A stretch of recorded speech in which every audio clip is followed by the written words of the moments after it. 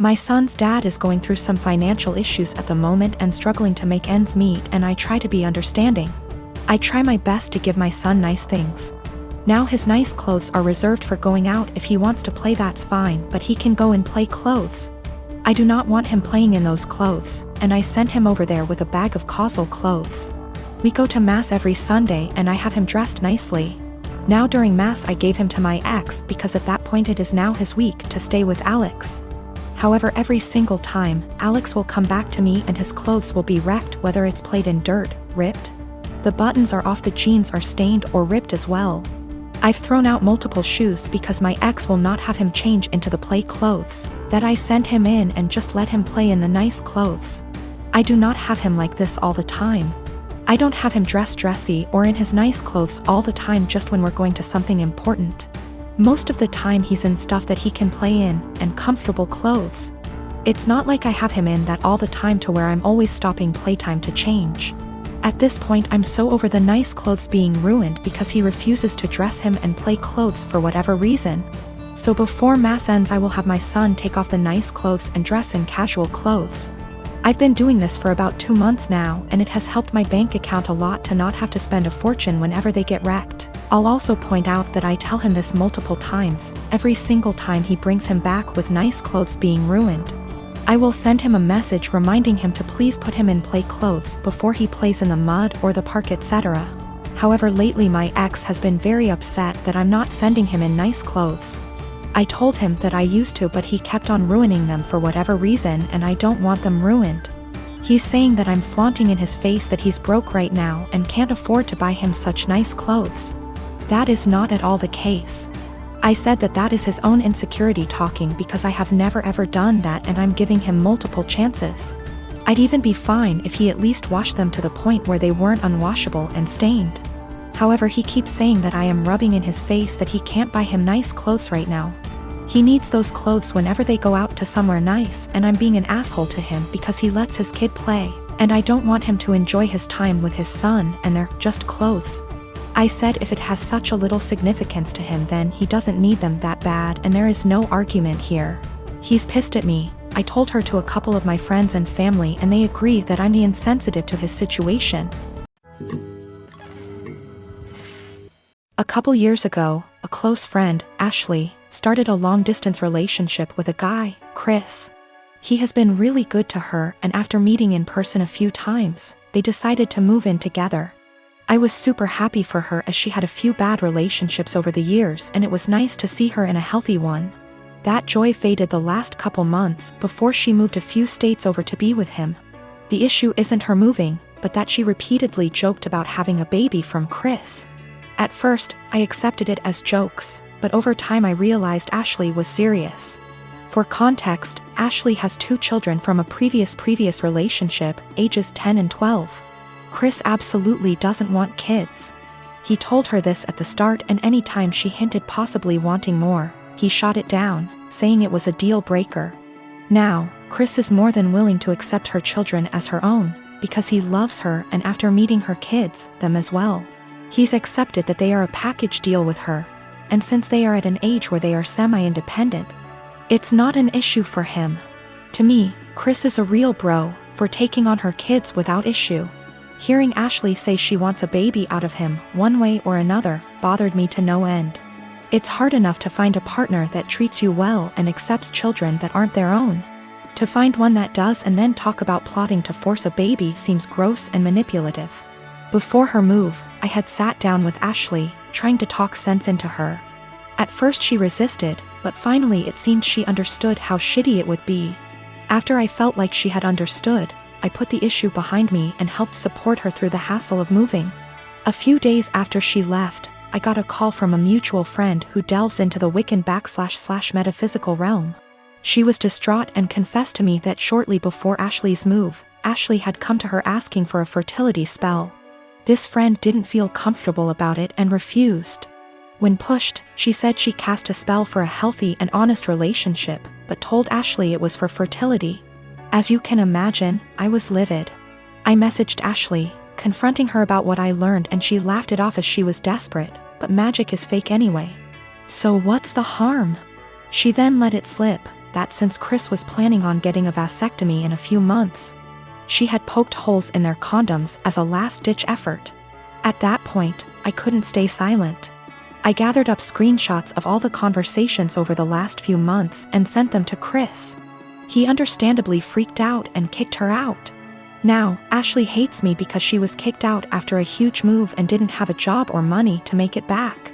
She said I'm a terrible person for putting her and her kids out on the street.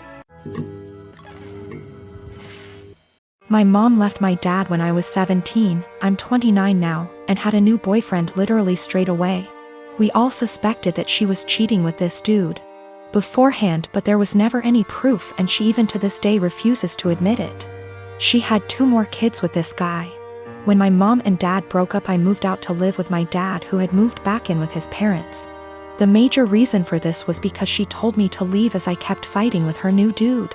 I really did not want to deal with a new guy in my mom's life, and I was really upset that she didn't give a shit about how much pain my dad was in. When she told me to leave, something in me changed, and I am still unable to forgive her. That solidified BC. My 14-year-old sister stayed with my mom for a year and then begged to come and live with my dad because she hated it so much at my mom's place. And my sister and mom were close, so for my sister to feel that way, it must have been bad. Since I was 18, my grandparents kept pushing me to start a business. BC, I liked to tinker and had built a few specialized tools for a niche construction industry that my dad was in, and they saw potential in me. They gave me a lot of money as an investment. Actually, their mortgaged their house, that's much they believed in me, and basically, I majorly lucked out and managed to land some national contracts at 24 that turned into more than a few millions of dollars over a few months when the business boomed. The profit trajectory has risen since then, and basically, I'm living a life I never thought would be for a schmuck like me. I moved my dad, sister, and grandparents out to the East Coast a couple years back, and we've started a new life. I am surrounded by people who see and saw the best in me, and I'm grateful so much. BC, I was seriously messed up after my mom blew our family apart. For the last couple years or so, my mom has been on my case to reunite with her. She is getting increasingly more insistent that I go visit her and her boyfriend and kids, and keeps trying to guilt trip me because my sister has a much more privileged life now and my younger 2 half-siblings don't. She keeps telling me that even if I don't forgive her, I should look out for the kids as they're innocent in all this. She made her bed and she can lay in it, but the guilt eats me alive sometimes. I just can't forgive her though. Ex and I had way too young. We're friendly co-parents. One big rule we share is if our daughter breaks something, she pays for it. Now, sis and I are the only grandkids. Aunt never married. Instead, she worked with GMA and GPA at their Seams Tri-store, and took it over when they retired. Sis's girlfriend proposed last year. GPA offered to make FSIL a custom suit, which she was over the moon about. GMA had me ask Sis what her dream dress was and record the convo. Sis, thinking it was just between us, told me in great detail what her dream dress was, though said it was way too expensive. So she would get something much cheaper. Well, a few months later, GMA surprised Sis with her dream wedding dress. It FOT perfectly and everyone cried. Sadly, GMA recently passed away, which hit us all hard. Sis was devastated, but decided that the dress meant GMA would still be there with us at the wedding. The issue comes in with C. She's very large, much larger than Sis. 3 days ago, we decided to go visit Sis and see how she was doing. It was great, but then C asked if she could try on the dress. Sis politely said no. C made a face, but dropped it. Later, we decided to go grab dinner. Sis and I went to pick up our orders, but C decided to stay and play with Sis's dog. We got back, and the dress was destroyed. C had apparently tried to get it on, popping some seams, and got stuck. Instead of waiting for help, she cut her way out. The dress was hacked to bits. Sis was devastated and asked us to leave. I grounded C and called Aunt with some pictures, asking if it could be saved. She said there was no. She said she'd make a new one, but it wasn't the same. Then she dropped the bomb on me. GMA had hand-sewed most of the dress, used super expensive fabric, and put almost 500 hours in making that dress. Since it was the only family wedding we'd have. In total, the dress cost $12,000, give or take. C has about 15,000 saved from various jobs, as well as winning writing competitions. This was supposed to help her in college.